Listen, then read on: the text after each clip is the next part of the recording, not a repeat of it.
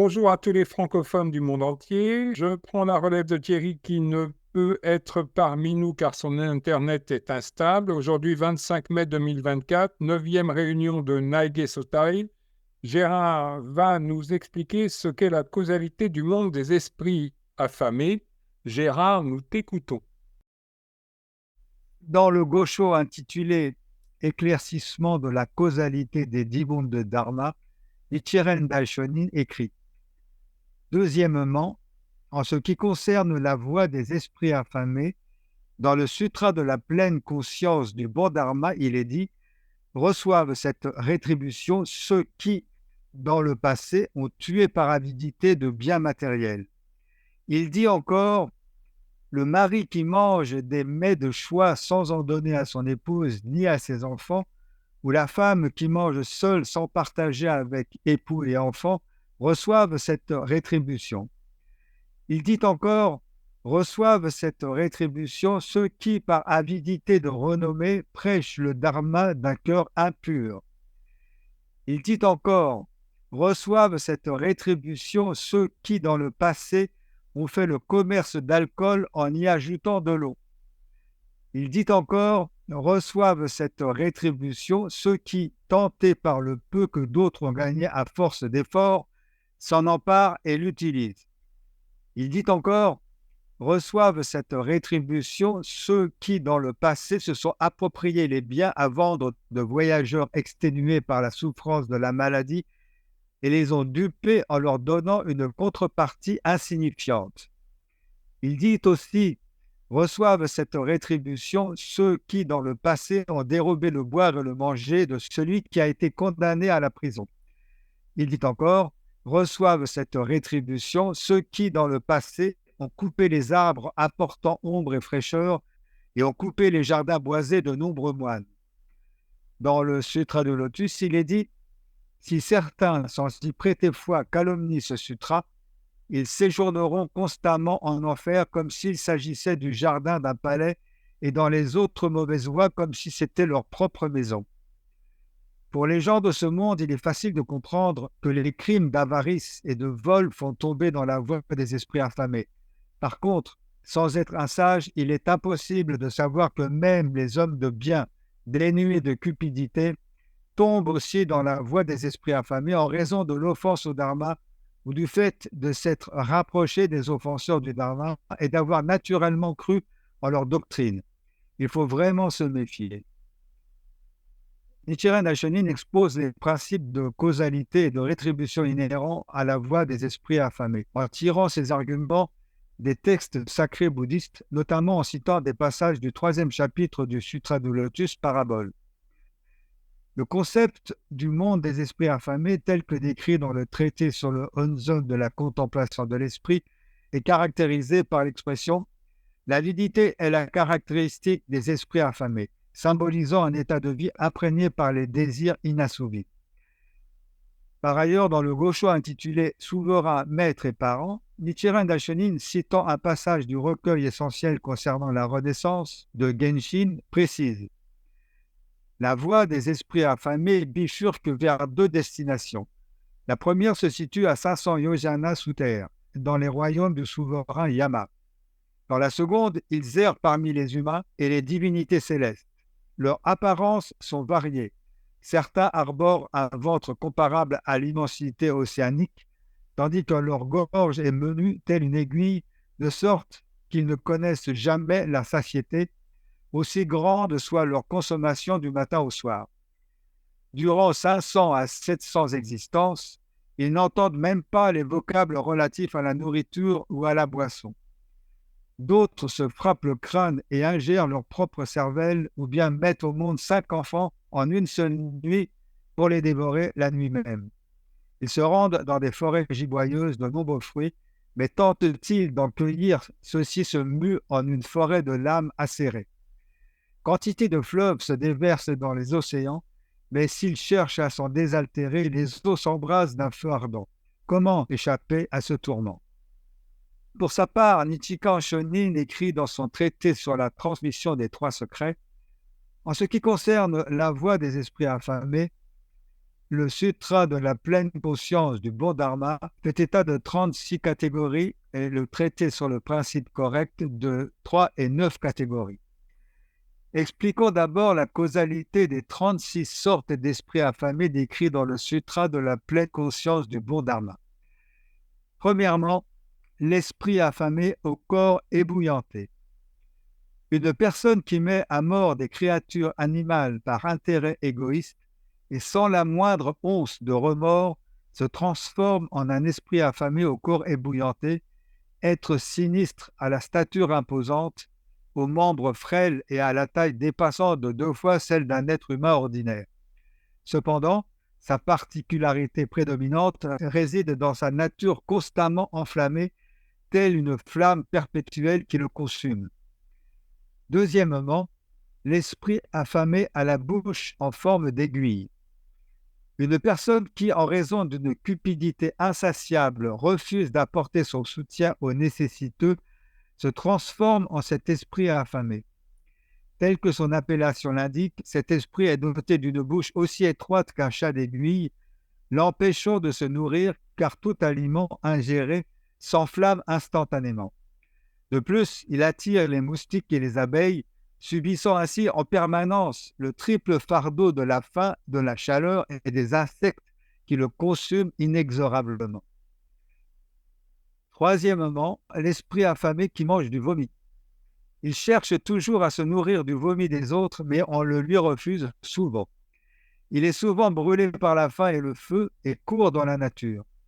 Une femme qui trompe son mari et déteste ses enfants, qui jouit seule des délices et n'a pas d'enfant avec son mari, souffre de ce mauvais karma après la mort et est soumise au corps d'un animal quand elle meurt. Elle mange souvent du vomi et de la saleté, et dans sa vie après la mort, elle est le plus souvent une mendiante. L'individu qui se délecte de mets succulents sans en partager ne serait-ce qu'une miette avec sa propre famille se transforme en cet esprit affamé dont le sort est des plus singuliers.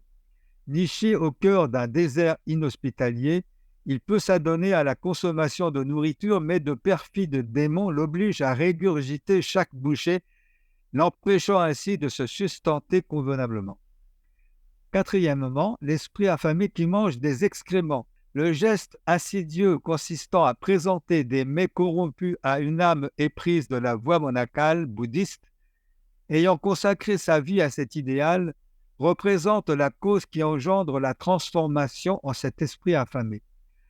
En proie à une faim vorace, cet esprit se nourrit de larves, d'excréments et d'urine dans un marais empli de souillure. Toutefois, même cette pitance sordide demeure insuffisante pour étancher sa soif insatiable. Même s'il parvient à renaître ultérieurement, il lui est ardu de retrouver son humanité passée, son destin étant ainsi scellé dans cette existence tourmentée. Cinquièmement, l'esprit affamé qui ne peut rien manger. L'individu qui, par son pouvoir, emprisonne un innocent et le laisse mourir de faim, sans le moindre égard ni remords, se métamorphose en cet esprit affamé. À l'instar de l'esprit affamé au corps ébouillanté, l'esprit affamé qui ne peut rien manger est enveloppé de flammes dévorantes et est privé de toute capacité à se nourrir ou à s'abreuver. Il manifeste une aversion particulière pour l'eau, de sorte que lorsqu'il s'approche d'un étang ou d'une rivière pour y étancher sa soif, ces sources d'eau se dessèchent instantanément, privant ainsi l'esprit de toute possibilité d'apaisement. Sixièmement, l'esprit affamé qui mange de l'air. L'esprit affamé qui mange de l'air, qui se nourrit de l'air ambiant, représente une entité singulière. L'individu qui s'adonne au festin en ne permettant à sa famille que d'en humer les effluves se transforme en cet esprit affamé. En guise de juste châtiment pour avoir privé sa propre famille de la jouissance des mets, cet esprit ne peut se sustenter que de l'arôme des offrandes. Il existe ainsi une multitude de variantes d'esprits affamés, chacun connaissant une forme de tourment proportionnelle à ses méfaits envers autrui. Septièmement, l'esprit affamé qui mange le dharma. Ceux qui, dans leur prédication, se détournent du droit chemin pour des motifs vils tels que l'appât du gain ou d'autres intentions néfastes et qui entraînent les individus dans des voies déviantes, se transforment en cet esprit affamé. Cet esprit affamé est incapable de se nourrir de nourriture physique, mais se repaît de sermons qu'il délivre. Il se distingue par sa stature imposante, sa peau ténébreuse et ses ongles longs. Résidant dans une terre hostile et inhospitalière, il est perpétuellement tourmenté par les insectes qui le dévorent sans relâche, tandis qu'il pleure inlassablement. Huitièmement, l'esprit affamé qui mange de l'eau. L'esprit affamé en question représente un individu coupable de méfaits liés à l'alcool, tels que la vente de breuvages alcoolisés dilués à l'eau ou mêlés à des impuretés telles que des mites ou des vers. Incapable de se désaltérer avec de l'eau, il est toutefois capable de recueillir quelques gouttes d'eau ruisselante sur les personnes qui sortent de l'eau, ou de boire l'eau offerte par les enfants sur la tombe de leurs parents.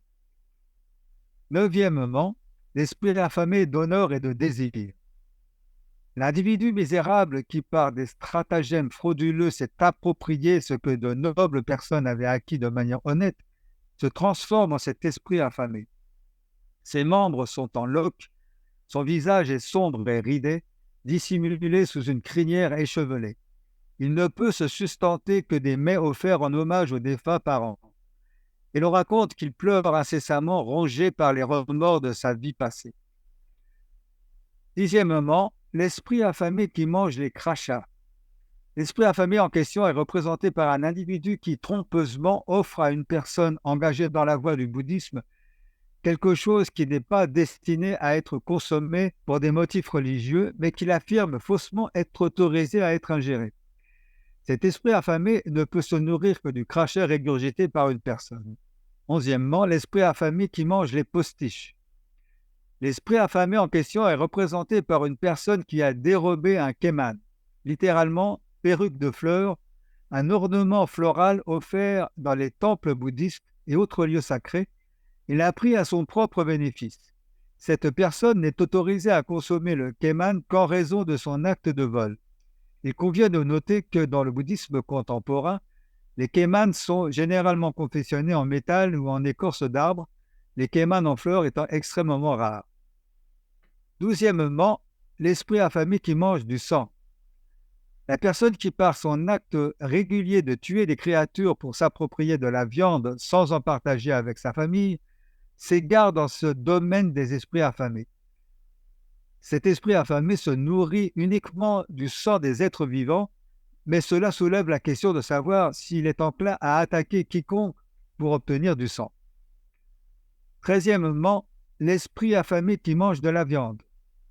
Ceux qui se livrent à la tromperie en falsifiant le poids de la viande lors de sa vente se transforment en cet esprit affamé.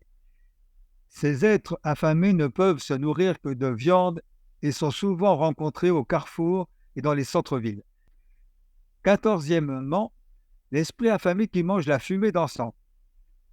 Ceux qui se livrent à la vente d'encens de qualité médiocre se transforment en ces esprits affamés. Seul le parfum de l'encens offert peut être consommé. Il s'apparente fortement à l'esprit affamé qui se nourrit de l'air. Cependant, dans ce cas précis, la personne ne peut se nourrir que de l'odeur de l'encens offert, contrairement à l'esprit affamé qui peut se nourrir de l'odeur de toutes les offrandes. Quinzièmement, l'esprit affamé à l'action rapide. Ce triste esprit affamé est une personne qui, malgré son statut de moine, s'est approprié les aliments et les boissons destinés aux malades. Se nourrissant exclusivement de cadavres, il se révèle être une menace présente dans les cimetières, saccageant les tombes. Une autre particularité de ces esprits réside dans leur capacité à se déplacer instantanément vers les lieux où la mort est omniprésente. 16e, l'esprit affamé qui implore les excréments. Cet esprit affamé est la rétribution d'une personne qui s'est livrée à des actes de pillage, dérobant les biens des villageois et des citadins. Sa subsistance provient de ce qu'une personne a évacué de son corps, consommant ainsi cette matière et en retirant son énergie vitale. De surcroît, des flammes émergent de l'ensemble de son être, consumant intégralement son corps. 17e, l'esprit affamé souterrain. Cet esprit affamé est intrinsèquement lié à la perpétration de méfaits tels que l'injustice, le vol de biens d'autrui et même la captivité des individus, les maintenant enchaînés dans de sinistres geôles. Résidant dans un monde souterrain plongé dans les ténèbres, les esprits affamés souterrains endurent perpétuellement des châtiments cruels infligés par des démons. Malheureusement, les écrits ne fournissent pas d'informations concernant leur nourriture, laissant ce détail inconnu. 18e, l'esprit affamé au pouvoir surnaturel. Cet esprit affamé se distingue par sa propension à partager les richesses qu'il a illégitimement amassées avec ses comparses malveillants. Doté de capacités divines, il est à l'abri des affres de la douleur. Néanmoins, il est l'objet de la jalousie des autres esprits affamés qui l'entourent sans cesse, l'obligeant ainsi à contempler en permanence les marques de souffrance gravées sur leur visage. 19e, l'esprit affamé qui brûle sur des braises ardentes.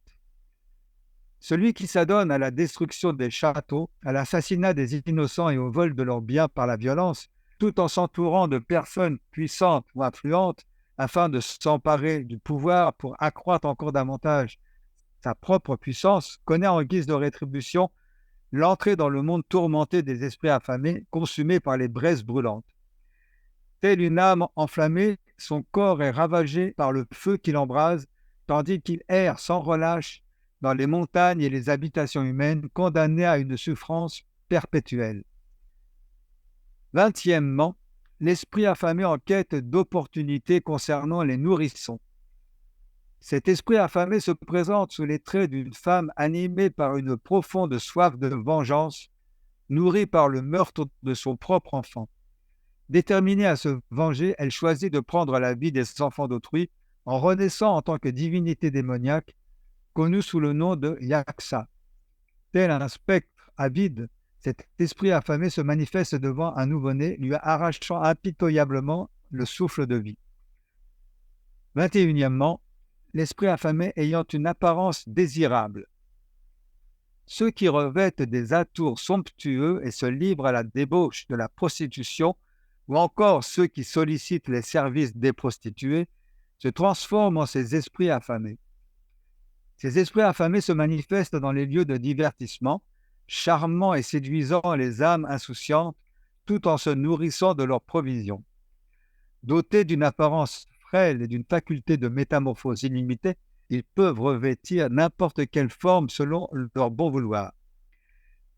22e, l'esprit affamé peuplant les rivages océaniques.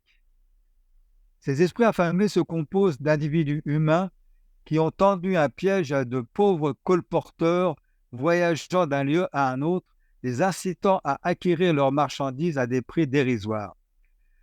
Leur demeure se trouve sur des îlots de sable émergeant de la mer où les températures sont 1000 fois plus ardentes que celles du monde des humains. Pour subsister dans leur incessante faim, ils se nourrissent de la rosée matinale. Par ailleurs, les eaux de cette mer où résident ces esprits affamés peuplant les rivages océaniques se sont taries et ont disparu en raison de l'intense chaleur qui les enveloppe. 23e, l'esprit affamé armé de bâtons. Ces esprits affamés se révèlent être des individus qui exercent leur autorité en commettant des actes pernicieux. Ils officient en qualité de messagers du souverain des enfers, Yama, et se nourrissent uniquement de souffles éthérés. Leur attribut se distingue par une chevelure ébouriffée, une lèvre supérieure saillante et des oreilles pendantes accompagnées d'une voix puissamment résonnante. 24e, l'esprit affamé qui dévore les enfants. Lorsqu'il manipule des sortilèges en vue de guérir des maladies, ces individus qui ont trompé les malades en recourant à des enchantements néfastes se transforment en ces esprits affamés après avoir subi une punition en un lieu appelé l'enfer des vies égales. Ces esprits affamés se livrent à l'attaque de nouveau-nés afin de les dévorer. De surcroît, la sentence de l'enfer des vies égales prend fin au bout de 500 années dans le temps infernal, soit approximativement 1 665 312 500 000 années dans le terme temporel du monde humain. 25e, l'esprit affamé qui se nourrit de l'énergie vitale des humains. Cet esprit affamé se révèle être un individu ayant proféré à un ami des paroles d'alliance sur le champ de bataille ou ailleurs, mais qu'il abandonne à une mort certaine sans lui porter secours. Quant à ces esprits affamés, ils sont continuellement assaillis par une pluie de lames et se nourrissent de l'énergie vitale des êtres humains. De plus, seulement une fois tous les 10 à 20 ans, ils ont la capacité de s'emparer de l'esprit d'un bouddhiste qui néglige les 3 éléments que tout bouddhiste se doit de respecter, à savoir les 3 trésors. Ces 3 trésors représentent le Bouddha, ses enseignements et ses disciples moines. Le respect de ces éléments constitue une condition préalable à l'adhésion bouddhiste et ne pas les honorer représente un péché d'une extrême gravité pour quiconque se prétend bouddhiste. 26e, l'esprit affamé Rakshasa. Ce sont ceux-là même qui, en cuisinant les créatures qu'ils ont abattues, orchestrant ainsi de fastueux festas et vendant de maigres portions à prix exorbitants, se transforment en ces esprits affamés. Tapis au carrefour, ils assaillent les individus, les plongent dans la folie, les exterminent et se repaissent de leur chair. Il est vraisemblablement question ici de l'esprit affamé le plus violent qui soit. 27e, l'esprit affamé qui se nourrit de fourneaux. Ce sont ceux-là même qui, s'étant détournés des amis de bien et ayant osé se sustenter de la nourriture réservée aux moines sans en avoir reçu permission, se métamorphosent en ces esprits affamés. Il subsiste des restes de nourriture dans les flammes d'un brasero, d'une cheminée ou de toute autre source de feu. 28e, l'esprit affamé qui demeure dans les lieux insalubres. Ce sont là des esprits affamés qui se révèlent être des individus ayant prodigué aux adeptes bouddhistes une nourriture qui leur était prohibée en vertu de motifs religieux. Ils demeurent en des lieux malsains et se nourrissent de vomissures et d'autres substances souillées. 29e, l'esprit affamé qui mange du vent. Bien qu'ayant annoncé leur intention de venir en aide aux moines et aux démunis, lorsque ces derniers se présentent à eux pour solliciter leur assistance, loin de les secourir, ils les repoussent et les abandonnent aux rigueurs du vent glacial, les réduisant ainsi à l'état d'esprit affamé. Tels des esprits affamés armés d'un bâton, ils se voient contraints à une subsistance aussi famélique que le vent lui-même, leur unique ressource alimentaire. 30e, l'esprit affamé qui se nourrit de charbon de bois. Le geôlier qui inflige diverses souffrances aux détenus et les place dans une situation où ils sont affamés au point de consommer de la terre devient cet esprit affamé. Ces esprits affamés se nourrissent du feu utilisé pour incinérer les cadavres. De plus, lorsqu'une personne devenue un esprit affamé qui se nourrit de charbon de bois renaît en tant qu'humain, elle naîtra toujours dans un endroit éloigné et ne pourra jamais savourer quoi que ce soit pour le reste de sa vie. 31e, l'esprit affamé qui se nourrit de poison. Les personnes qui empoisonnent les gens pour s'emparer de leurs biens deviennent ces esprits affamés. L'esprit affamé qui se nourrit de poison vit dans des chaînes de montagnes escarpées ou sur des icebergs. Ils sont entourés de poison et en été, ils souffrent du feu qui tombe du ciel et en hiver, ils souffrent de la glace, de la pluie d'épée. 32e, l'esprit affamé de la jungle. Ces esprits affamés sont des individus qui ont dévasté les lacs et les étangs qui servent de source d'eau pour les voyageurs, infligeant des souffrances à la population et s'emparant également de leurs biens. La sanction pour avoir privé les gens d'eau consiste à endurer des souffrances en courant dans les champs à la recherche d'eau sous une chaleur intense. 33e, l'esprit affamé qui vit dans les cimetières et mange des cendres chaudes. Ceux qui ont dérobé et commercialisé les fleurs destinées au Bouddha se transforment en ces esprits affamés. Ils subsistent en se nourrissant des cendres chaudes et de la terre provenant des cadavres incinérés, mais ne peuvent se sustenter qu'une fois par mois. 3 types de châtiments les attendent. Outre la douleur de la faim, ils sont contraints de porter d'épaisses chaînes de fer, des entraves, et subissent les coups d'épée et de bâton affligés par les démons. 34e, l'esprit affamé qui vit dans les arbres. Cet esprit affamé est immobilisé dans un arbre et endure des piqûres incessantes d'insectes. De surcroît, il ne peut se sustenter qu'avec la nourriture déposée au pied de l'arbre où il est captif. 35e, l'esprit affamé de la croisée des chemins. La personne qui s'approprie la nourriture d'un voyageur et le laisse dans la famine se transforme en cet esprit affamé. Cet esprit affamé réside à un carrefour et ne peut se nourrir que des aliments qui lui sont offerts à cet endroit.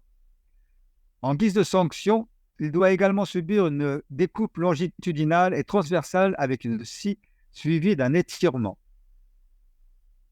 36e, l'esprit affamé qui tue le corps. Les individus qui commettent des actes malveillants en flattant autrui, en diffusant des fausses doctrines comme véridiques ou en perturbant la formation des moines se transforment en ces esprits affamés. En guise de châtiment, l'esprit affamé qui tue le corps est contraint de boire du fer chauffé à rouge. De surcroît, s'il renaît à nouveau, il ne pourra échapper à la souffrance car il renaîtra en tant que fantôme dans les enfers. Voyons à présent les 3 et 9 catégories d'esprits affamés du traité sur le principe correct.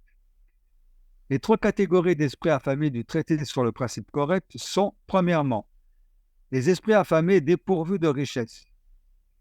C'est un esprit affamé qui ne peut ni manger ni boire. Lorsqu'il essaye de manger ou de boire, il s'enflamme et reste toujours affamé.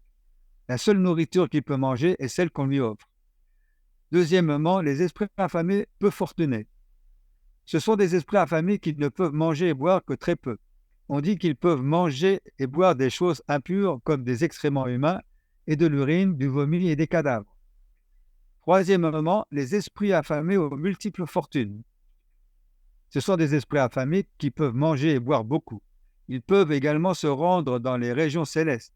On les appelle aussi les esprits affamés riches. Cependant, quelle que soit leur extravagance, ils ne sont jamais satisfaits. Enfin, voici les 9 catégories d'esprits affamés du traité sur le principe correct. Dans la triade précédente, chacune se compose également de 3 sous-catégories distinctes. Les 3 sous-catégories des esprits affamés et dépourvus de richesse sont les suivantes. Premièrement, l'esprit affamé à la bouche enflammée. Deuxièmement, l'esprit affamé à la bouche en aiguille. Troisièmement, l'esprit affamé à la bouche nauséabonde.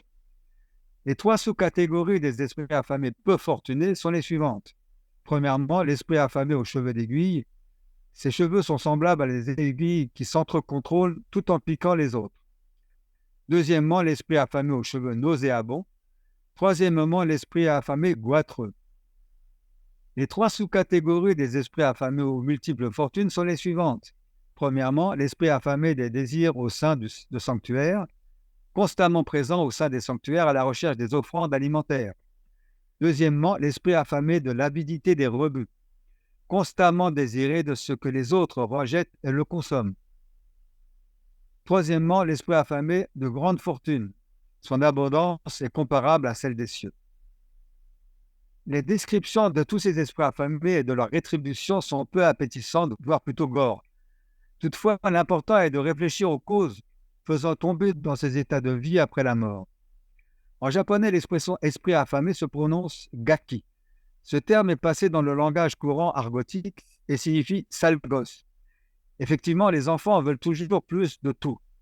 La signification étymologique de l'idéogramme « ga » qui signifie « affamé » est le « moi qui mange ». Cette avidité morbide s'accroît au fur et à mesure que nous avançons, ou plutôt que nous nous enfonçons dans la fin du dharma. Elle a pour objet toujours plus d'argent, toujours plus de plaisir, toujours plus de tout, encouragé en cela par la publicité, les réseaux sociaux et la société en général. On a l'impression qu'il ne viendrait plus à l'esprit des gens de se contenter du plaisir de contempler un coucher de soleil ou d'écouter le bruissement des arbres dans une forêt de montagne. Nous-mêmes qui pratiquons, n'avons-nous jamais tenté de nous emparer de la plus grosse part du gâteau, de détourner les règlements à notre avantage ou d'agir au détriment des autres?